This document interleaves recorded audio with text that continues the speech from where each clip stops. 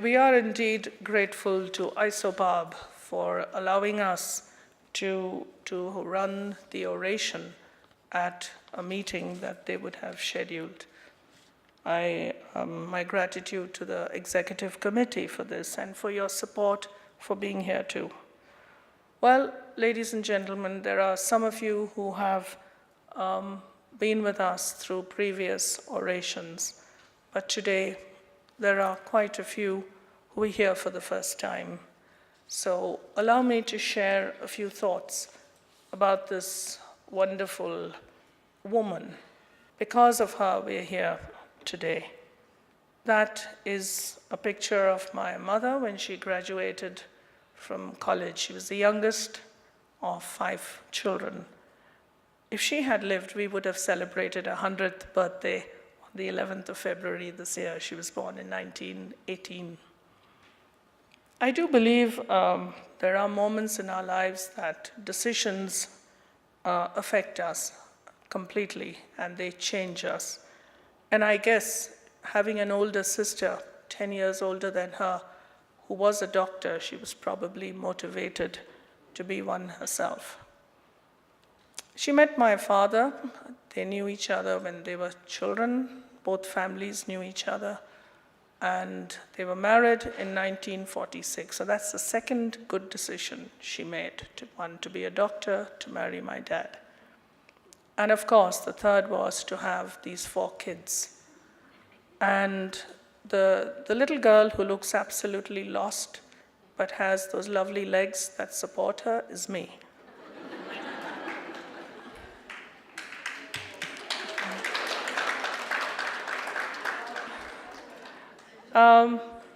Well, my parents were hopelessly in love. My father and my mother were chatting at the end of an evening. My sister Celine was 9 months old, and my mother was terribly frustrated with a bad day at the hospital. And she just said, I don't want to go back to work. So my father looked across the house and found the building opposite owned by a Nawab that was on rent. And he said, why don't you begin your own hospital? And she said, are you crazy? I'm a young doctor who will come to me. And he said, no, you've got your sister. So why don't the 2 of you team up? And so they began with 2 beds. And they called it Stockholm Clinic. So in July 1948, they began. And of course, she spent the rest of her professional life enjoying what she did. And she was so passionate about her work. And I think that's why I chose obstetrics, because she just made it so wonderful. She enjoyed life. She lived it to the full and was a great fan of all kinds of games. She played tennis, she played badminton. Next door we have the YWCA, so in the evening she would play badminton, go across, probably help with the birth, come back and continue playing badminton. She played bridge once a week, voracious reader. And she couldn't understand why I could feel so tired so easily when I was more than half her age. I couldn't keep pace with her. Finally, at some point when I gave them this crazy idea of demolishing what they had built and build another big hospital, my parents were generous enough to say yes. And my mother, on her 75th birthday, laid the foundation stone for the Bogalgunta Hospital. Amazing unconditional support. She was very much loved by her grandchildren, and in fact, in the right or the left bottom, you see my 2 nephews, Rohan and Michael. This was, well, I didn't tell you, at some point we lost our only brother. He was just 36, died of a berry aneurysm. Left behind 2 boys and Michael, who was to come. Well, ladies and gentlemen, I'm so happy to tell you that Michael is here with us. Come up, Michael. Yeah. You promised you weren't going to do this. Should I? Yeah. Yes, please stand down. Yeah. Well, my brother was 6'4" and his mother was 5'9", so we're not surprised that he's 6'5". Five. Okay, thank you. Yeah. So it's a privilege to have Michael here at his grandmom's oration. And she was very much loved. And you can see her zest for life at one of our parties, yes. They were married for almost 50 years. My father passed away about 6 months before their 50th wedding anniversary. But my mother was amazingly resilient. You know, after losing Michael, I thought she would be shattered. Yes, she still grieved for her son till she died, but she came back, bounced back. When my father died, she again bounced back and continued to look after, run a clinic once a week. And when she was 81, she called me one day and said, "Darling, you know what? I think I should retire." And I had decided that she would retire when she wishes to retire. So I said, "Okay, Mom." And of course, enrolled her into computer classes. And for the next 4 years, she was on the computer. She globe-trotted. Age didn't matter to her, and loved her family. That's the 3 of us, daughters and the granddaughters. And finally, the picture, which is missing here, unfortunately, is the last picture that we took of my mother. You will see it at the end, 2 weeks before she died. We were having a celebratory dinner in her, it's just celebrating lots of awards that the hospital had got. And she had gone out and bought herself this outfit and silver jewelry, and she danced on the floor. And that picture was the last picture we had. Exactly 2 weeks later, she died on 26th of December, 2004. Now that kind of a life needs to be celebrated, needs to be remembered. And I felt one way of doing that is to have an oration in her memory.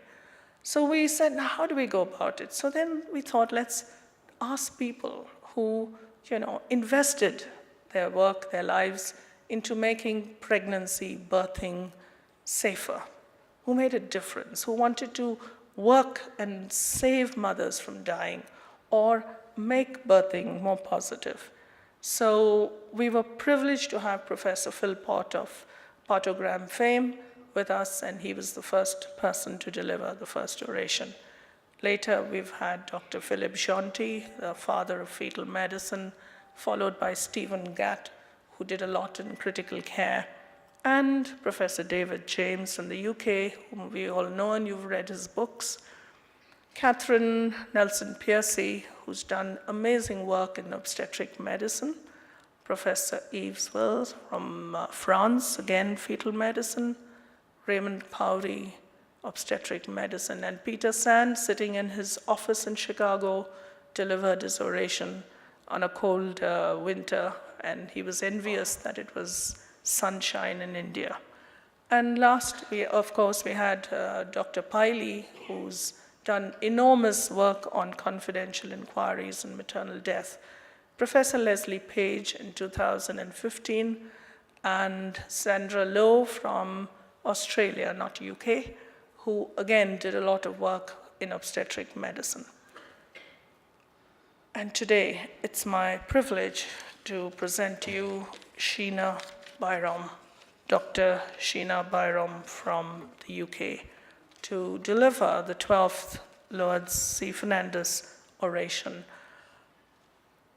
And that is the picture that I spoke of.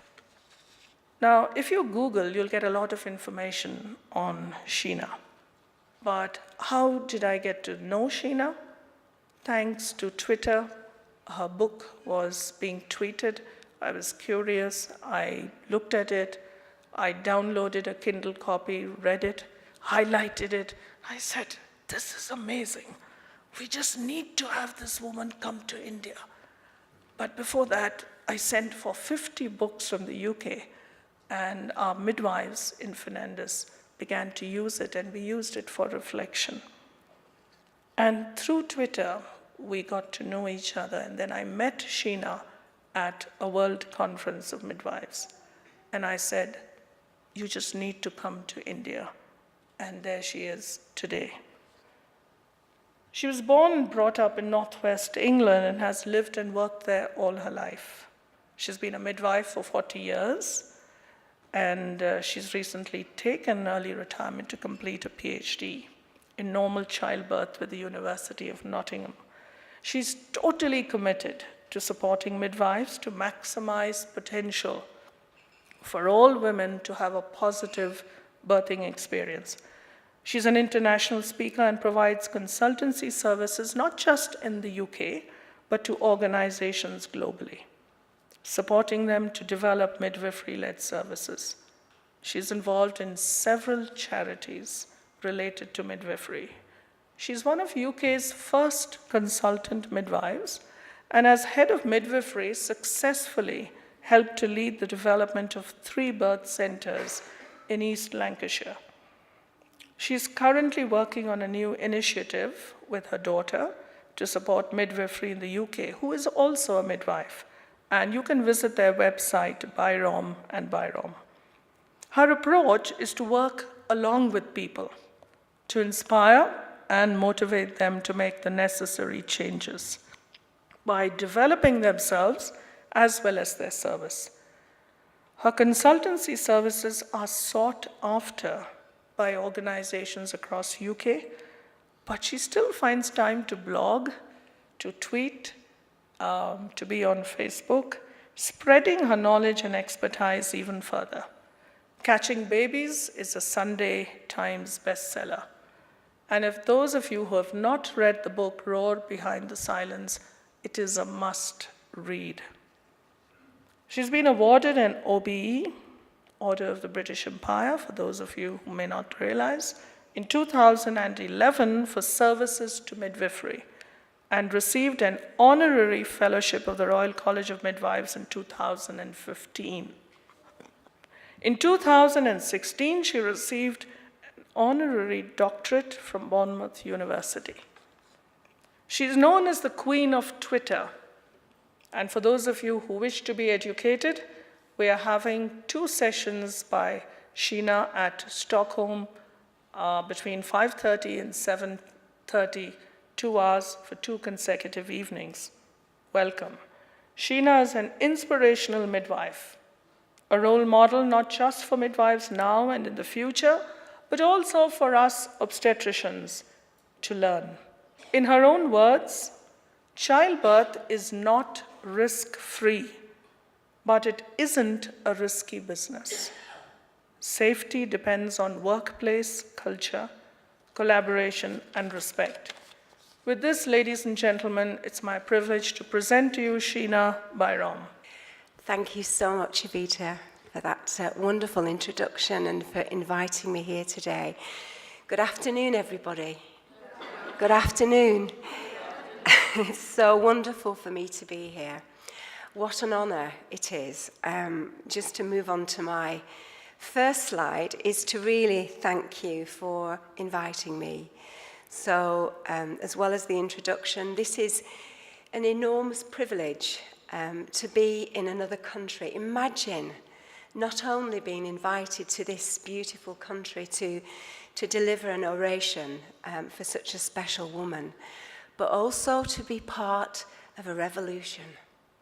Because what I feel is that what's happening here in Hyderabad is the beginning of something very special.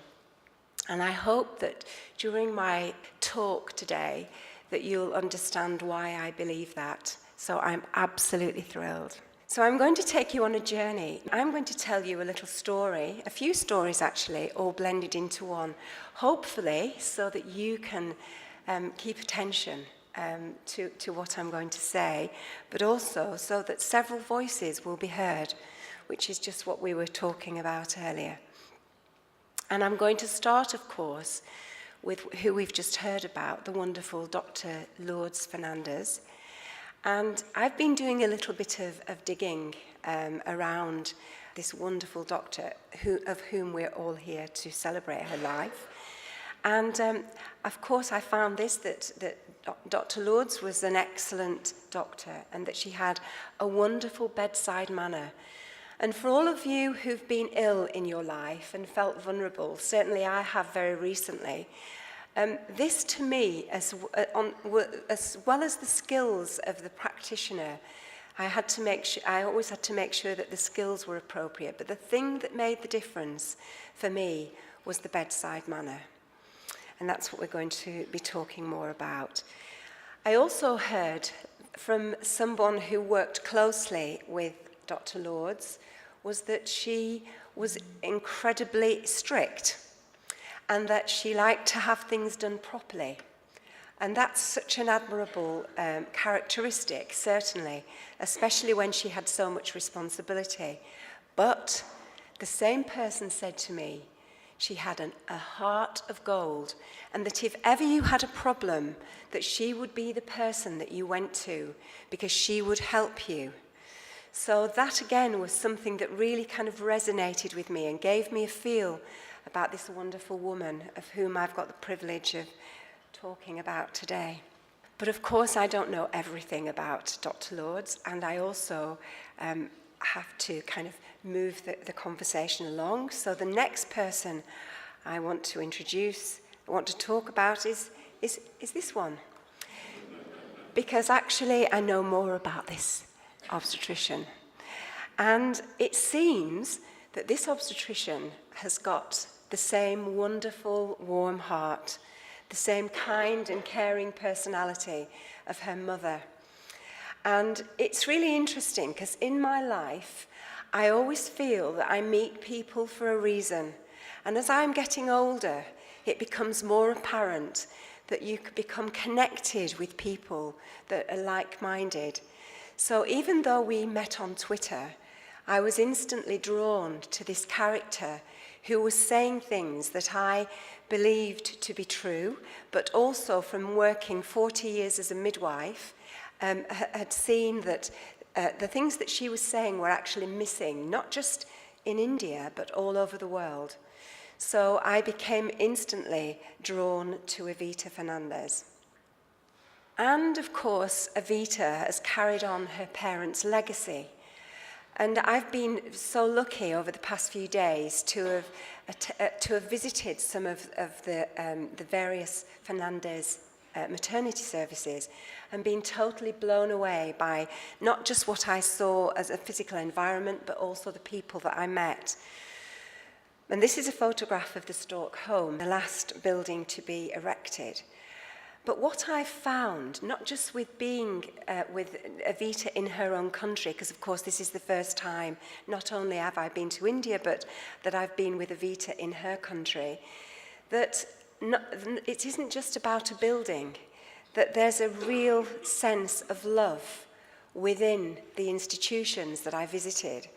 So the people I met, the way I saw them speaking to each other, the way there was a total companionship really affected me. And then, of course, being with Evita and feeling that again and seeing how she is with the staff. One day we were walking along a corridor and there was a cleaner who was obviously in awe of the fact that the people were coming through, and in very true Indian fashion bent forward humbly because Mom was coming through and bringing with us two Caucasian people, and it was all sort of very grand. And she kind of lowered herself humbly. And Evita stopped by this person and said, "What's your name? How are you? Thank you for opening the door for us, and thank you for making this environment so clean." And that to me was one of the most important things that I've seen so far. So Evita, you will know, has not just developed hundreds and hundreds of nurses through the work that Fernandez is doing, but she's also passionate about developing midwifery in this country. And yesterday I saw her address some young student midwives in another town. I can't pronounce the name. And And I just saw how they respected her and how she respected them. And she was lifting them up all of the time with Indy, lifting them up, explaining to them and facilitating their learning and really making them feel that they were the queens of the future. And it was just a joy to watch. So she's developing all this midwifery that's happening in India that is so rare and is so needed, not just here, but in other countries too. So it's happening here under your noses, and this is going to be remembered for years, decades, and centuries to come. And what you perhaps don't know about Dr. Evita is that she actually is renowned internationally. So this isn't amongst obstetrician colleagues. Maybe she is, I don't know about that. But certainly within the fraternity of midwives, and I'm telling you that globally we're very powerful in that we stick up for women and we're moving forwards all the time globally. And Evita now is held up as one of those leaders within the midwifery profession who guides us, who helps us to learn, who helps us to see through the eyes of an obstetrician, which is very important for midwives, to see the different perspectives. And that's what she's doing. So here she's presenting, she was the keynote speaker at an international research conference in the Lake District in England last year, at the end of last year. And I've seen her speak at all these events, and she just doesn't go there. She just doesn't speak at these events. She also goes there and listens and learns too. So you have within your midst an amazing, phenomenal woman. And she'll hate me for saying that. Actually, I'm just going to...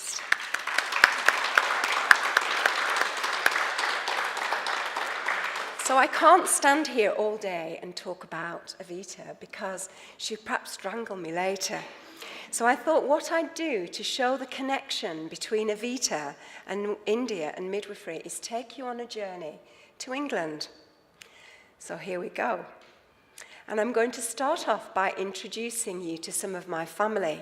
Now, interestingly, I didn't know that Evita was going to be showing a photograph of her when she was a young child with her parents. And so I've got the same thing. So this is a photograph of me with my 4 sisters. Now, I feel quite privileged in the fact that I'm one of 5 girls. I don't think my dad was that pleased when I was born. I'm the youngest. I'm the little cute one. Not really. So these are my sisters who taught me so much in my life. And you can imagine what it was like in our house full of girls. But of course, that's why I'm kind of a natural feminist, because I only thought girls mattered. And this is a photograph of my mum.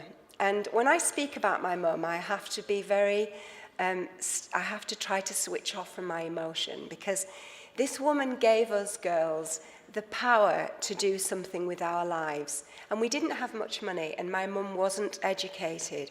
She had to leave school at 14. She married an Irish immigrant, my dad, my wonderful father. But she had a hard life, really difficult life, because when she was 63, she had a stroke. She had a stroke in this photograph, that's why she's hiding her hand. And she didn't speak for 23 years.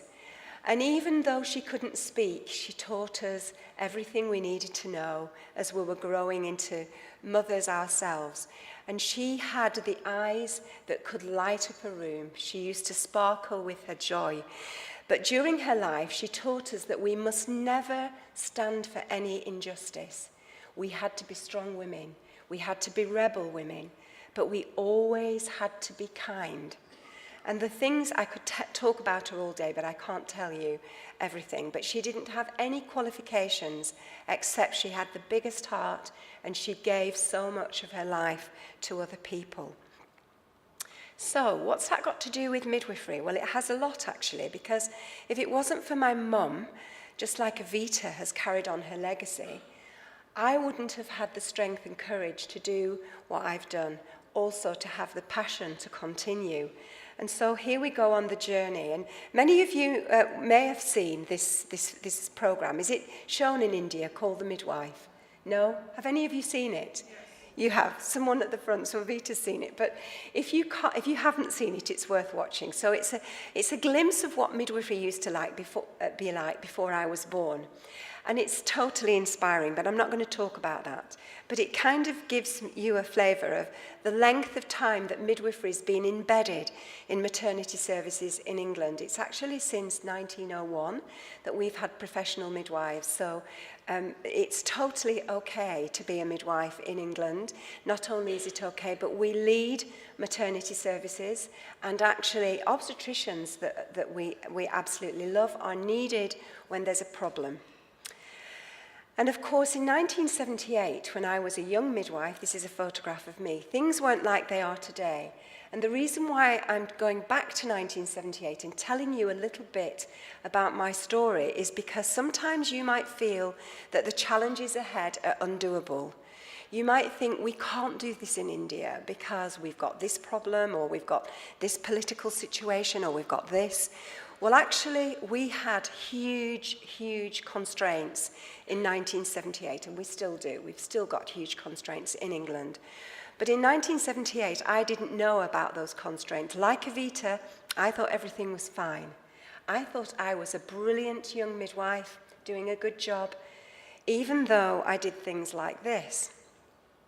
I separated, this isn't a photograph of me, by the way, it's before my time, but it's the only one I can find. I separated mums and babies. Now that might not seem shocking to you, because in some hospitals that might still happen, but certainly in England it hasn't happened for at least 20 or more years. And when I tell student midwives this in England, they laugh. They think it's absolutely hilarious that we did that. They think it's shocking, but they think it's funny that we ever even thought about it. So that's what I did. I also did episiotomies. For those of you who don't know, in the room, that's a cut into a woman's vagina when she's about to give birth. And I did this routinely on all primate women, on all first babies. And I know in some parts of the world, maybe in this country, you still do that. We haven't done that for decades. But I did that too. I also used to follow the active management of labour, where we didn't give women food in labour, and they weren't allowed to drink anything. We used to get them to suck on an ice cube. Again, something that went away a long time ago. When we were making these changes, we didn't have the evidence to say that they were wrong. In the 1970s and the 1980s, certainly during the beginning of the 1980s, there wasn't the evidence there to say that it was wrong. But somehow we knew that it was wrong. So, for example, when we practiced active management, we had to rupture membranes, break a woman's waters if she was 4 centimetres dilated. And it was written on the board, and if it was on the board that she was 4 centimetres and we didn't do that, then the obstetricians would come looking for us and we'd get into trouble. So we used to tell lies. We used to do something called doing good by stealth, and actually we knew intuitively it was wrong. The evidence didn't tell us, but we knew it was wrong. So imagine having to change something when you haven't got the evidence to do it. It was so hard, but we did it. And we did it because we knew that what we were doing was wrong, intuitively. And we also didn't know what we didn't know. There was a time when, just as Evita was saying that she thought she was a good obstetrician, she hadn't been made aware of certain things. So some things we didn't know about. And certainly I left to have 2 children. And when I went back to a different workplace, which was this birth centre, and it was actually run by GPs, family doctors, I saw birth in a different light. So I'd gone from a medicalised environment and went and worked here, and there I was amazed. I saw women giving birth without intervention. I saw women walking about. I saw them sitting on birthing boards. Well, we didn't have birthing boards, but we had kind of birthing stools. I saw them squatting on beds, squatting on the floor on mats. I'd never seen that before, and I couldn't believe it. So I had time to watch these older midwives and watch how very little they did for women who wanted to give birth like this, and I learned from them. And it was like a total revelation to me in my career and completely shifted my pathway.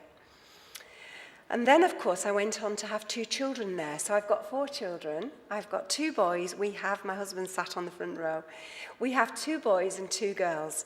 And the first 2 children were born in a very medicalized way. I was induced both times, and I was, when I wasn't really ready to be induced, and had long drawn-out labours. And then I had 2 babies in this environment, and it was completely different. So I also experienced that myself. And then I changed pathways and became a home birth midwife. This was just after a birth in water in a woman's home in the early 1990s. Now, I hadn't even seen a water birth. We didn't have a pool in the hospital. So, and imagine, think about this. This is a long time ago, it was about 1993. And I had to learn and develop skills on how to facilitate a birth in water in a woman's home. The woman did not want a doctor there. She didn't want a doctor in the house because she'd had a very traumatic birth the first time with a doctor present. And so she wanted a midwife, so there were 2 of us there. And this was kind of I'm just giving you this one of a clinical experience that transformed me again, because the woman went against medical advice. She did something that she wanted to do, and it was totally amazing.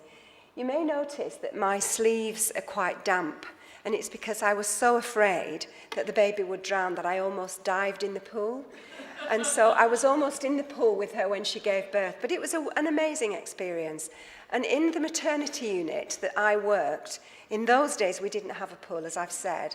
And now, in that service, there's 40% of women give birth in water. 40%. So it's just completely transformed. And this was one of the very first water births. But it's taken decades for that to happen. And I read books that I'd never heard about. I read Ina May Gaskin's Spiritual Midwifery. If you're an obstetrician and you haven't read this book, it will stretch your imagination. But do read it, because it's very, very enlightening and interesting. So I read books like that. But I also had really difficult times. Do you know? I had really hard times. I had times when I was at the centre of a litigation case. I had times when I wanted to leave because I was overstretched. People were demanding too much time. And I also had sad times. One of the biggest sad times was actually listening to women's stories. Because during the time that I was consultant midwife, one of my roles was to listen to women who self-declared birth trauma. And during that time, I learnt from women and their partners and their mothers just how birth had destroyed their lives as women, as wives, as mothers. They had been destroyed. Some of them couldn't have a sexual relationship with their husbands after the birth of their baby ever again. And they told me in great detail just what Evita said. It wasn't what was done to them, it was how it was done. It was how they were spoken to. It was how conversations were had over their body as they were in a vulnerable position that made them have flashbacks. And it completely, again, I learnt so much from those women, learnt about what really matters to motherhood and to the birth and to the child as that child is growing up. Because some of them had completely detached relationships from their children because of the experience of birth. So I had to do something about it. And one of the things I did was get some of the women that had told me these difficult stories, the ones who felt strong enough, after 2 years of working with them, and actually I did that in my kitchen, they actually acted out their stories to obstetricians and midwives and anybody else that worked in maternity services and delivered the stories to them in real time. And this is a group. This is one of the groups, and they went all around the country and around Europe, delivering this performance, talking about their birth experiences, and that in itself was so healing for them. I also worked closely with obstetricians. It was very important that I worked very, very closely with neonatologists and obstetricians when developing services. This is a photograph, a mock-up of something that happened when trust was built up around a woman's choices. So here we have these actors in this photograph. They're actually staff from the hospital, except for the fact that the person who's being the obstetrician on the floor, that crouched down on the floor, is an obstetrician. So her name is Elizabeth Martindale, and I'm lucky enough to be one of her colleagues. And so when I used to talk to her about birth trauma, she really listened. And so she said, what can we do? And I said, well, really what we have to do is we have to listen when women are in labour about what they want. So listen, just not only before labour, but in labour too. We'll listen to what their demands are, what their requests are. And this is a situation where a woman was stood up in labour, and this was her second baby. The first baby, she'd had a forceps birth, and she'd had it with her legs in lithotomy, led on the bed, and really, really traumatised by that birth. And she kept saying to the midwives during her pregnancy, there's absolutely no way in this pregnancy I'm going to get on the bed. No way whatsoever. Unfortunately, even though she'd had a really active birth, due to the fear that she had that the same thing was going to happen, probably, or maybe it was mechanical, I'm not sure, but the same thing happened. So when she got to a certain part in her labour, during the second stage, the baby didn't rotate and the baby became slightly stuck. So what the obstetrician did, Liz did, she came in the room and the woman said, please don't put me on the bed, I don't want to get on the bed. She said, don't worry, I'll examine you while you stood up, no problem, and that's what she did. And then she said, I think your baby just needs a little help. So what I'm going to do, if it's okay with you, is put a pair of forceps on your baby's head, turn your baby slightly, and then I'm going to take them off. And then you can give birth to the baby yourself. And that's what she did, and that's what she still does. If a woman doesn't want to be on the bed, she'll do a ventouse extraction or a forceps when a woman is stood up. And actually, it teaches the younger doctors to do it as well, but she doesn't actually do the whole thing. She takes the forceps or the ventouse off so that actually the midwife can then go underneath and catch the baby. Now, this is actually radical obstetrics, even in England. So when I show this in England, the obstetricians sit with their mouths wide open. And I remember speaking about this at the Royal College of Obstetricians and Gynecologists in London. And one of the obstetricians put his hand up and said, I was head of midwifery at the time, and he said, how do you allow that in your maternity service? And I said, in our maternity service, we don't allow the word allow. And that baffled him a bit. So I just wanted to show you that because this is respect to the nth degree. And I learnt from my poor leaders. I learnt not to be unkind. I learnt to be compassionate through what my mum had taught me, but also by watching others, watching role models. And I used the negative experiences to help me to be more positive.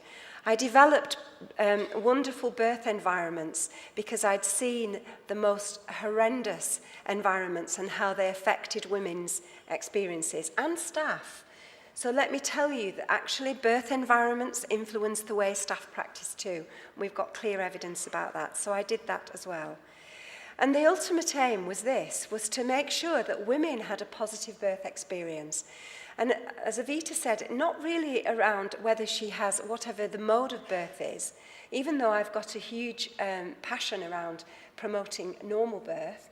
My real focus is ensuring all women have a positive birth experience. Out of my 9 grandchildren, 7 of them were born by caesarean section.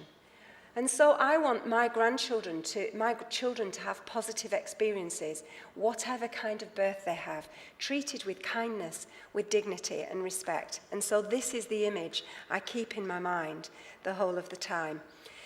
The birth of a baby is the birth of a mother, and we must always remember that.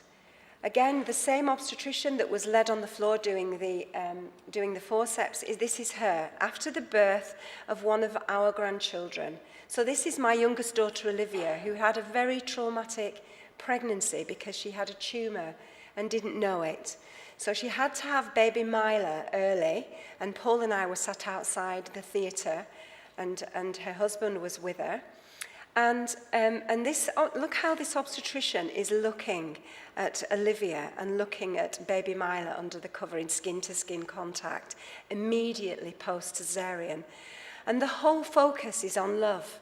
So this isn't about the fact that she is my daughter, because I've worked with this obstetrician for 25 years and seen how she does this with every single woman that she cares for. She loves them, and that's the basis of it.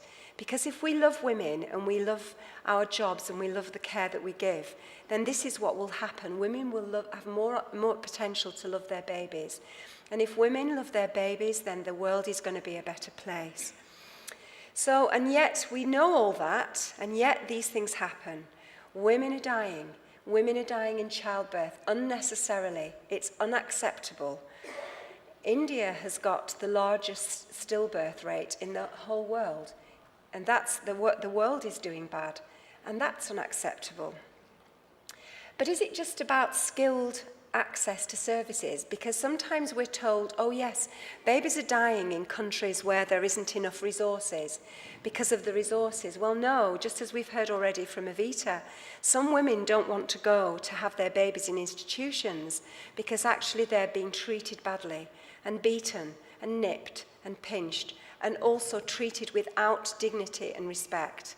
And I've seen some of those things, even in the 4 days that I've been in your country. I've seen things that I've actually nearly fainted. And I'll talk about that in a second. So these are determinants to women accessing care, and that is unacceptable. And sometimes that's in England as well, and in countries like America and Australia. This is a shocking slide. Please don't feel like you have to pay attention to the statistics, but just note that the huge variation in countries in caesarean section rates. And when we talk about intervention in childbirth, actually caesarean section is the tip. If you look at this slide, you'll see that in the Netherlands, the caesarean section rate is very, very low compared to Turkey. And why is it so that there's such huge variations? Even within a country, even within a district, there's huge variations. And the World Health Organization says that any caesarean section rate over 15% isn't beneficial to mother or baby. So if your caesarean section rates in your institutions are higher than 15%, you need to do some radical thinking and looking at that. But it's not we shouldn't really be focusing on reducing caesarean section rates. We should be focusing on humanizing birth and increasing the normal birth rate. That's really what we need to be doing. This is a photograph of my family just in Nepal just a few months ago, when the birth of my latest grandson, who's Nepalese. And he's there, you can see him. He's called Paul, actually, after my husband. How amazing is that? So at the front of the photograph is Thomas, our third child, and Anjana is just behind him. And she had a horrendous birth. I wasn't there, thank goodness, because I think I might have been arrested. But my son was so traumatized, he still can't think about the birth of his baby. He said it was the most barbaric, horrific thing that's ever happened.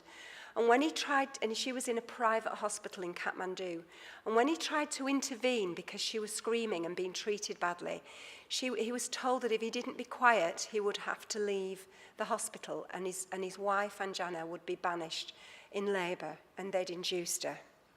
So she accepted it because she said it's what she's used to.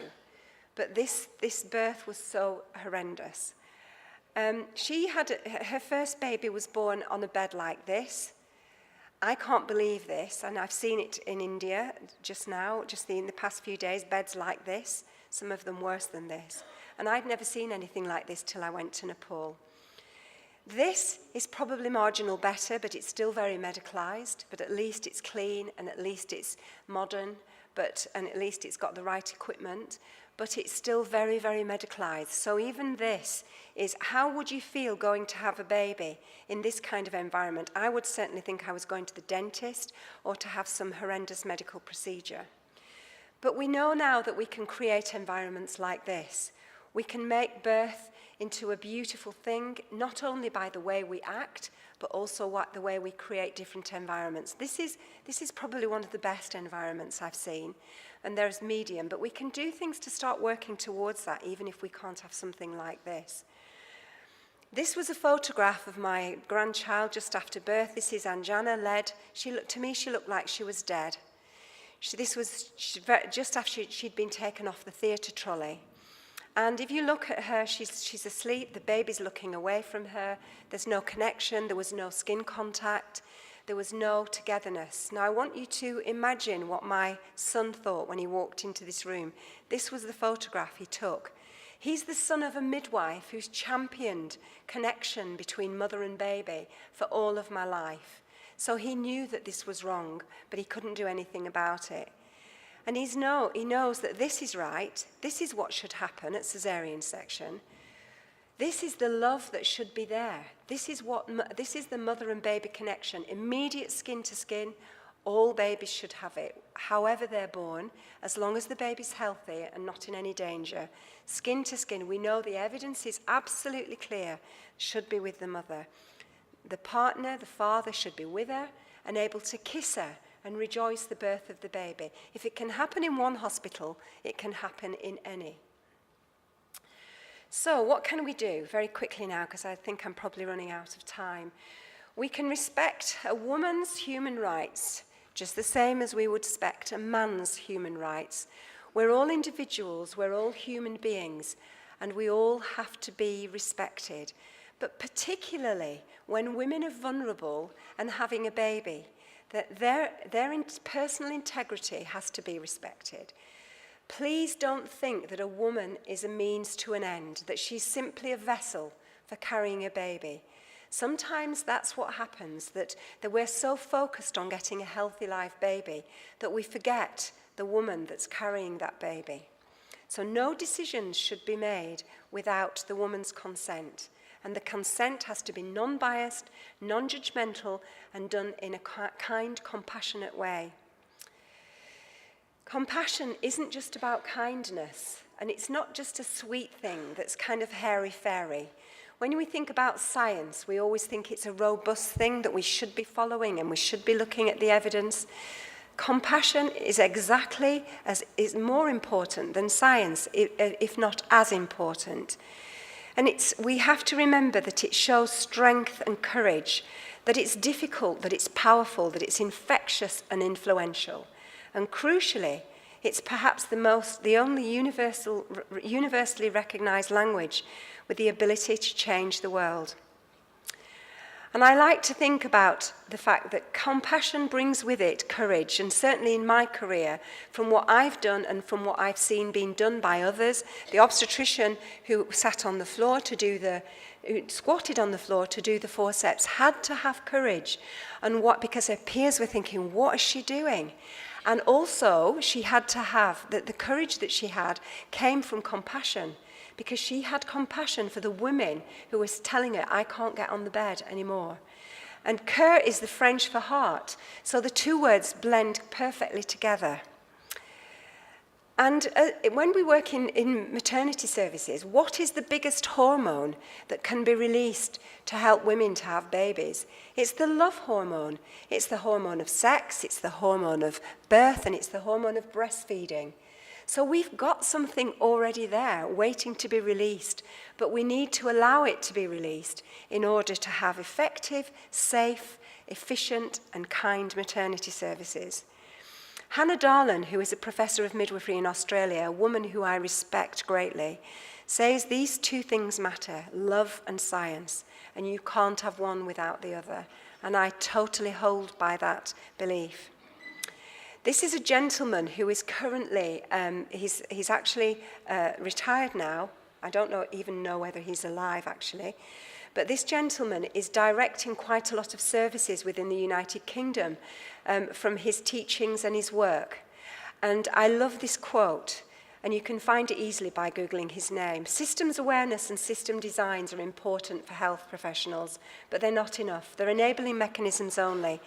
It is the ethical dimension of individuals that is essential to a system's success. Ultimately, the secret of quality is love. You have to love your patient, you have to love your profession, you have to love your God. If you have love, then you can work backward to monitor and improve the system. And ladies and gentlemen, I believe that in the Fernandez hospitals, and I believe that in this community, you have practitioners led by Vita that are doing these things. So the roar behind the silence came from all this build-up of not only just my career and my experience, but that of others, and my wonderful colleague, Professor Sue Down, who together came up with the idea to bring everything into a book that we felt needed to be said. And it's about the fear within maternity services and also about some solutions. And right in the core of this book is a heart, but within the core of the heart is a pussycat that actually believes that they can be a lion. And that's what we all have to do, because sometimes, believe you me, I've been like a cat walking in front of 12 Alsatian dogs.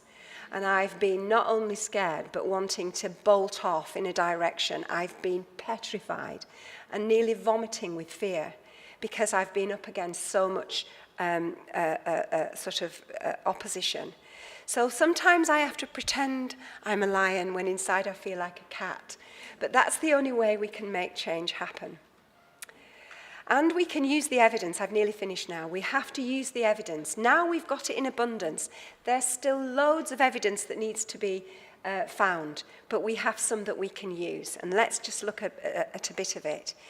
Now, this was 1882, so this is a long time there.